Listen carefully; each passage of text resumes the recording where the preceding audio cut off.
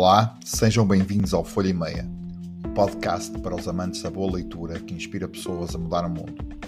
Cada episódio será uma viagem por um livro que marcou gerações e inspirou à mudança. Eu sou o Miguel Ferreira e espero por vocês para me acompanharem nestas viagens e, quem sabe, ajudar a mudar o mundo. Olá, sejam muito bem-vindos a mais um episódio do Folha e Meia Podcast, o vosso companheiro de viagem onde falamos sobre livros que inspiram. Hoje, ao contrário dos primeiros episódios deste podcast, não viajaremos num livro em particular, mas antes numa seleção de livros sobre um tema muito peculiar: o tempo. O tempo que gastamos e que é perdido em alguma coisa que na verdade não queremos fazer, não queremos gastar tempo. E o tempo que nos faz falta, pelo menos aparentemente, para as coisas que gostamos de fazer. O famoso tempo de qualidade que queremos, sim, aproveitar com aqueles que amamos, nas coisas que gostamos realmente de fazer. Fiquem aqui e já falamos mais sobre isto. O tempo dos livros ou o tempo nos livros? O tempo, esse bem tão escasso e precioso e que na verdade é o único recurso que realmente nos pertence, está muito bem retratado em quase toda a literatura universal. É um tema recorrente, porque todos nós, de alguma forma, que é mais ou menos comum a todos, pensamos sobre ele, o tempo. O tempo que ainda nos resta para viver, aquele que já vivemos e o tempo presente, o que estamos a viver neste momento. Alguns livros, principalmente romances, focam-se no tempo passado e, de alguma forma, através dos lugares, das tramas ou até mesmo das personagens, transportam-nos para esse passado, que é mais ou menos longínquo, onde o autor nos quer levar com a sua história. Outros são mais visões do futuro, de um futuro também ele às vezes longínquo, onde normalmente o autor nos leva para lugares quase distópicos, cheios de acontecimentos que implodiram a Terra, tal qual como a conhecemos, e portanto com a ação a decorrer ou noutros planetas, ou em lugares da Terra semi-destruídos por alguma guerra química ou algo do género. Outros ainda, já mais focados no tempo presente, contam uma história de amor, ou de desamor, ou até mesmo não contam história nenhuma, pelo menos aparentemente, e o autor vai à procura de um tempo que dê tempo ao leitor, através de exercícios que ajudam a reclamar o tempo de volta e, portanto, a ter mais tempo para fazer as coisas que realmente gosta. E porquê esta obsessão pelo tempo? O que é que leva um autor a escrever uma história, a construir uma narrativa à volta do tempo? É uma pergunta que não tem respostas muito claras, mas obviamente, como em todos os temas que os livros abordam, há teorias para todos os gostos, que têm mais a ver com a percepção de cada autor sobre o tema ou outras investigações que, entretanto, foram surgindo do que com outra coisa qualquer. No entanto, há sempre pontos em comum em que todas as teorias sobre a utilização do tempo se tocam. O tempo e a medição do tempo sempre foi uma matéria que muitos estudaram e que, na verdade, tem permitido o progresso da humanidade, ao mesmo tempo que a tem mantido presa à volta do tempo. Os antigos guiavam-se pelo dia e pela noite, pelo sol e pela lua, e não tinham toda a pressa que o mundo moderno nos trouxe em conjunto com o progresso. E é esse tempo que gastamos, que deitamos fora por causa da pressa de fazer tudo, que agora nos está a fazer falta e a causar-nos ansiedade e depressão e outras doenças da modernidade. Os livros, para os quais é preciso tempo para ler, indicam-nos várias pistas, vários caminhos, quer através de dicas ou exercícios práticos nos livros de desenvolvimento pessoal, ou através de histórias dentro das histórias, nos diálogos entre os personagens, nas entrelinhas de uma construção narrativa que nos leva a reflexões filosóficas sobre o tema tempo, no caso das novelas ou dos romances de vários autores.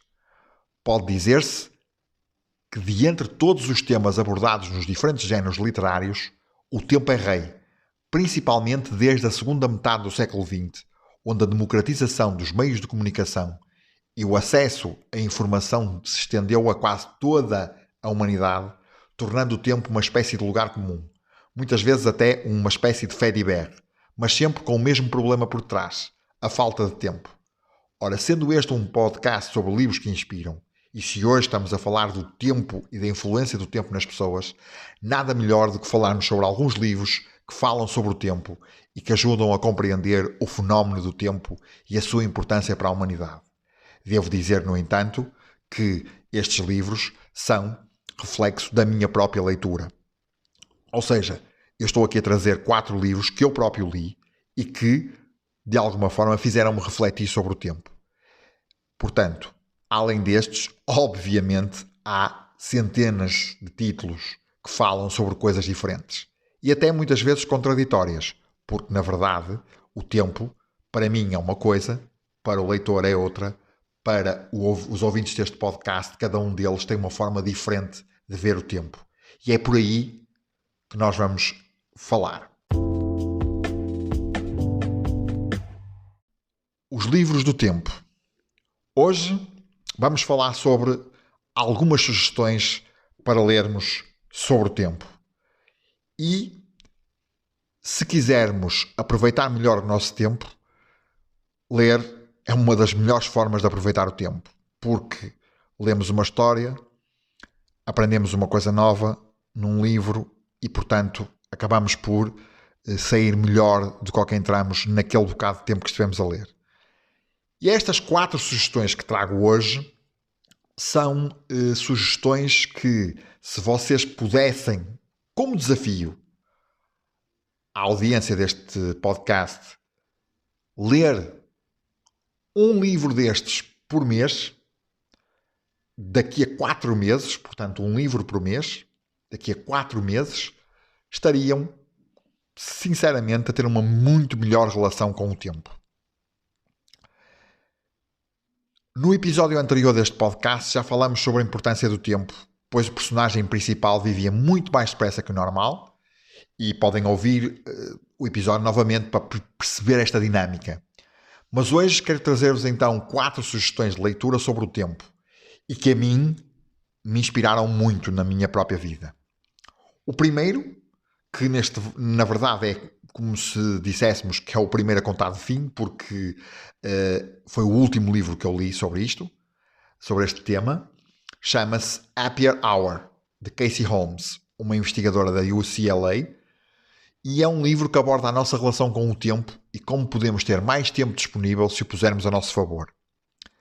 Desde desistir das redes sociais até estarmos mais presentes nos sítios e nas situações onde estamos, passando pela delegação de tarefas que não nos acrescentam valor e que roubam o nosso tempo, tudo pode ajudar para aproveitarmos mais o tempo. Porque, na realidade, segundo os estudos feitos pela própria autora e por outros investigadores que ela cita, ter tempo a mais pode ser tão estressante e depressivo como ter tempo a menos. Não é o tempo que temos, mas o que fazemos com ele. E tudo começa com percebermos o que fazemos com o tempo que temos. O livro está repleto de exercícios vários que nos ajudam a refletir sobre como gastamos o tempo e também como o estruturar de maneira a aproveitá-lo melhor. A segunda sugestão que vos trago é um livro que eu já li há muito tempo atrás e que, se bem me recordo, fazia parte do programa do 10º ou do 11º ano, já não me lembro muito bem, da escola. Chama-se A Cidade e as Serras, do Eça de Queiroz. E, apesar de não ser um livro focado no tema tempo, não deixa de ser uma crítica social, feita à época, da forma como o tempo passa de maneira diferente na cidade e na serra. O livro compara Tormes, a pequena aldeia no Douro, rodeada de serra, a Paris, essa metrópole europeia que já na época era de uma azáfama terrível, onde o tempo nunca chegava para nada. Tendo sido escrito no século XIX, bem podia ter sido escrito agora que não perdia a sua atualidade, pois o tempo ainda se tornou mais numa espécie em vias de extinção, com tudo a acontecer à velocidade da luz. A terceira sugestão que vos trago chama-se O Monge Urbano, um livro de um autor chamado Pedram Soljai, que é médico de medicina convencional e tradicional chinesa, e este livro é uma espécie de manual de instruções para viver melhor face às solicitações várias que a vida nos dá. O autor escolheu 10 capítulos e 10 problemas críticos da atualidade, entre os quais está nada mais que o tempo. E o capítulo sobre o tempo chama-se precisamente, reparem, A Arte de Parar o Tempo. E é através de uma história real, de uma pessoa real, que ele vai descrevendo o estado de saúde física e mental da pessoa em causa e dá uma série de exercícios e mudanças de estilo de vida inspiradas na sabedoria oriental e em conjunto com práticas modernas para que o leitor tenha mais tempo, mais paz e mais felicidade. Já agora, o autor também tem um outro livro que se chama precisamente A Arte de Parar o Tempo, onde se debruça em exclusivo sobre este tema.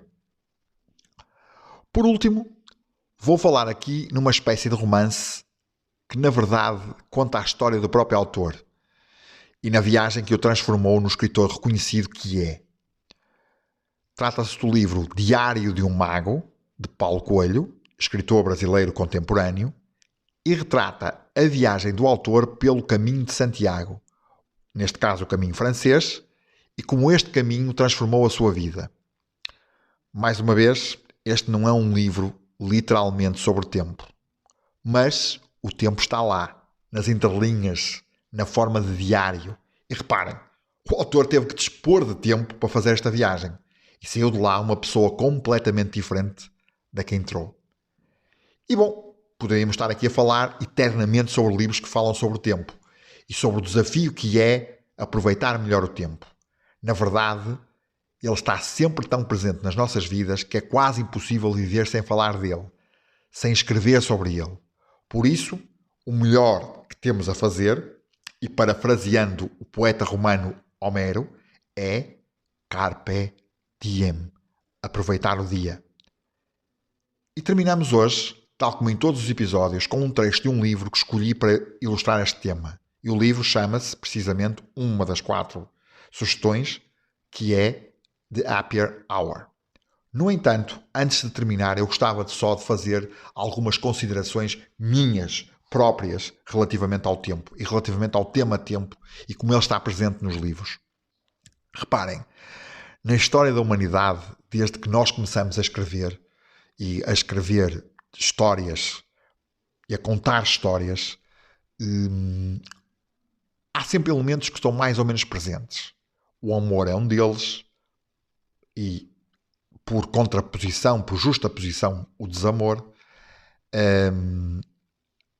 A traição também é muito recorrente. E o tempo, porque o tempo faz parte de nós, principalmente desde que deixamos de viver o tempo de uma forma mais fluida, de uma forma em que não tínhamos os afazeres que temos hoje em dia, não tínhamos a estrutura de tempo que temos hoje em dia, que na verdade, por muito que não queiramos fazer, esta ordem que o tempo nos proporciona é ao mesmo tempo, como eu dizia anteriormente, é ao mesmo tempo uma coisa importante e que garantiu muito do progresso que a humanidade tem, garantiu rapidez no tratamento de doenças, garantiu rapidez a construirmos muitos edifícios, muitas coisas.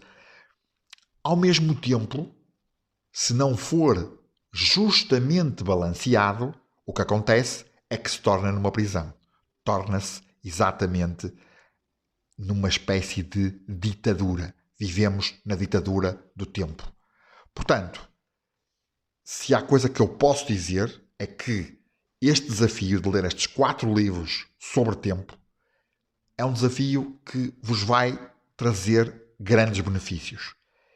E mesmo que se não mudarem nada, se não mudarem nenhum comportamento, só o facto de terem mais conhecimento sobre o tema, só o facto de estarem mais clarificados sobre o tema, já vos vai ajudar a tomar decisões melhores. Por isso, agora vamos terminar aqui este bloco e vamos passar então para o último bloco com o tal trecho do The Happier Hour. Todo o tempo do mundo. Nunca encontraremos tempo para nada. Se quisermos ter tempo, temos de o criar. Charles Buxton. Vamos fazer mentalmente uma rápida experiência. Quando não dispomos de tempo suficiente, qual é a primeira coisa que cortamos da nossa agenda diária? Adoro fazer uma corrida pela manhã. Sinto que correr me dá o espaço e o tempo para mim própria de que necessito para pensar. Além disso, permite-me continuar a comer os meus adorados cheeseburgers e sobremesas de chocolate sem sentimentos de culpa. Mas, à noite, quando me deito e programo o despertador, a minha mente percorre inevitavelmente tudo o que preciso de fazer antes das aulas do dia seguinte. Levantar os miúdos e vesti-los para a escola, preparar-lhes os almoços e as mochilas e rever com o Léo a matéria para o teste de ortografia. Preciso também de responder a uma dúzia de mensagens dos meus estudantes e passar em revista a aula que vou dar. Preciso de tomar um pequeno almoço. E preciso também de me arranjar, o que no dia de aulas exige mais tempo para secar o cabelo, escolher uma roupa mais bonita e as joias apropriadas. E preciso de muito sono. Sei, por experiência própria e pelas minhas investigações, que o meu cérebro fica feito em papas se dormir menos de 8 horas. Desiludida, resigno-me ao facto evidente. Não tenho tempo para ir correr. E quanto aos meus leitores? O que é que as limitações de tempo os obrigam a eliminar durante o dia? Pedi a uns quantos amigos que completassem a frase "não tenho tempo para". Não tenho tempo para praticar exercício físico. Não tenho tempo para dormir. Não tenho tempo para ler, escrever ou pensar e, durante a Covid, para lavar o maldito cabelo. Não tenho tempo para usar o fio dental. Não tenho tempo para ler um livro, para organizar a casa ou para refletir sobre o meu futuro. Não tenho tempo para pintar. Não tenho tempo para aprender música e tocar um instrumento, ler livros ou viajar para visitar os amigos e a família. Não tenho tempo para praticar exercício físico nem jogar futebol com o meu filho. Não tenho tempo nem energia para me relacionar profundamente com a minha mulher ou com os meus filhos. Não tenho tempo para ir à terapia, nem sequer para procurar um terapeuta. Não tenho tempo para mim. E queria eu fazer com esse tempo? Bom, talvez desse um longo passeio, visse programas idiotas na televisão, comesse batatas fritas, fizesse uma cesta e telefonasse a alguém para pôr a conversa em dia. Não tenho tempo para fazer meditação. Não tenho tempo para cozinhar refeições requintadas e deliciosas. Não tenho tempo para criar o jardim dos meus sonhos. Não tenho tempo para fazer tudo bem feito. A lista inclui as muitas coisas saudáveis e enriquecedoras que desejaríamos fazer, mas não fazemos, unicamente devido à falta de tempo. Revela que, sem dispormos de tempo suficiente, não cuidamos do corpo através do exercício físico ou gastando os 8 minutos que demora a tomar um duche ou o minuto necessário para usar o fio dental. Não temos tempo para nós mesmos, para descansar, para ler, para pensar, para criar. Negligenciamos os nossos interesses e aquilo que nos torna interessantes. Deixamos de cultivar relações importantes e muito menos investimos em criar novas relações. Ironicamente, o único recurso que torna a nossa vida possível também parece constrangê-la. Metade da população americana e milhões de pessoas em todo o mundo sentem o mesmo. A escritora e conferencista motivacional Brené Brown descreve a cultura moderna como uma cultura de escassez. Não termos ou não sermos o suficiente.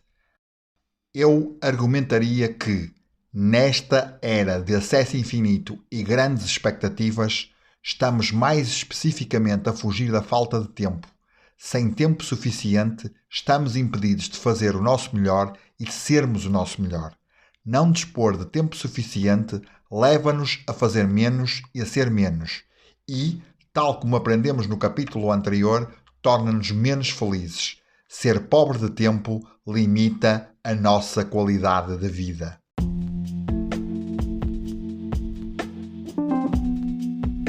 Se gostou do conteúdo deste episódio, avalie na sua app preferida de podcasts. Se tem uma história para partilhar sobre livros que o inspiraram, envie um e-mail com a sua história para podcasts@folhaemeia.pt. Se sentir à vontade, Grave um áudio de até 5 minutos aproximando-se do microfone do seu smartphone e envie-nos também por e-mail. Teremos todo o gosto em partilhar a sua história. Até ao próximo episódio.